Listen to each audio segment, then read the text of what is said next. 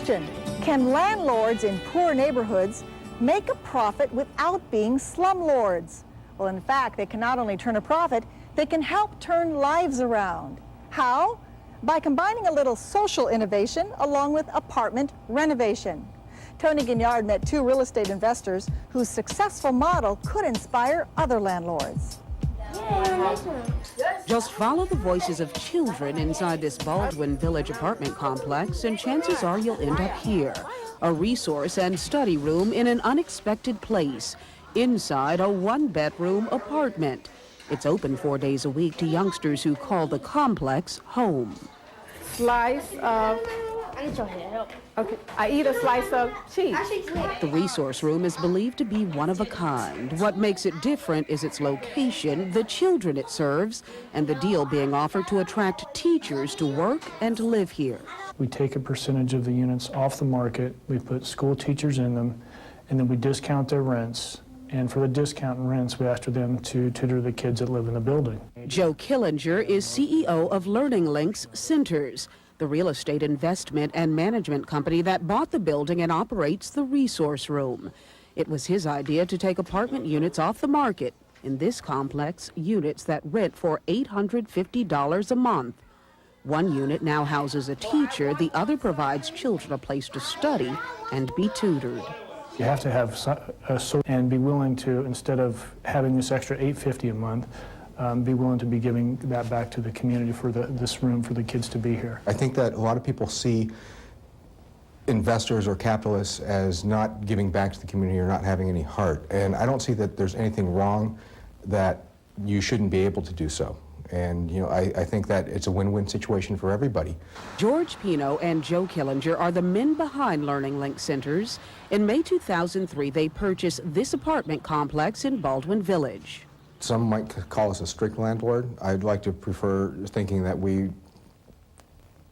put responsibility on the tenants. This is a team effort. It's not just us owning the building and you're living here and we're taking money from you. This is a team effort where we want to build something. You could say what she did. On one hand, you're saying we're socially responsible. On the other hand, you're saying we're in this to make money. So which is it? We came into it to be socially responsible, but where we didn't really anticipate is how it lowered the maintenance costs, how the vacancy rates dropped. It appears people are talking about the transformation taking place here. The overall quality of life is changing. We don't have the gangs hanging out on the corners anymore. Our apartment manager that used to be here, he said, Joe, just know that you are going to get held up at some point. This is my first week of owning this building. It was a really nice initiation. He goes, you will get held up here at some point. And, meaning robbed? Yeah, yeah. A lot has changed since then. What do you attribute all of this to? Pride. These people are taking a lot of pride in the building that they're in. But in the beginning, Killinger's idea, buy an apartment complex in a low to moderate income neighborhood and put it to work for investors and tenants, was a hard sell. At first I was skeptical and I was curious, but I saw for myself that he was serious and that he was doing what he said he was going to do. I was very surprised. Wow. I was very astonished because you don't meet people that want to educate your children within the building. Everyone kept telling us we weren't doing this. No, they're not doing it. We still have tenants to this day. I think there's a couple of the older tenants that still think it's a mirage. This is David, right here. Since he's been going here, I put him in another school. He getting A's now.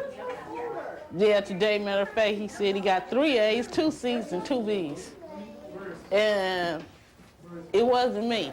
When we first opened, I had 8-year-olds that would sit here at the table, and I would try and read with them. And I thought, I don't understand why this child isn't reading. Well, it turns out she couldn't read. We had some specialists come in, and she just couldn't read at 8 years old. You know, you pull her report card, she's passing. You can have this after we finish. Amani Afi is a substitute teacher by day, a Learning Links tutor after school. You'll find her here most weekday afternoons, bouncing from student to student, determined to give each one some one-on-one instruction. Now all you have to do is worry about your spaces, okay? So right between nice and boy. Wait a minute.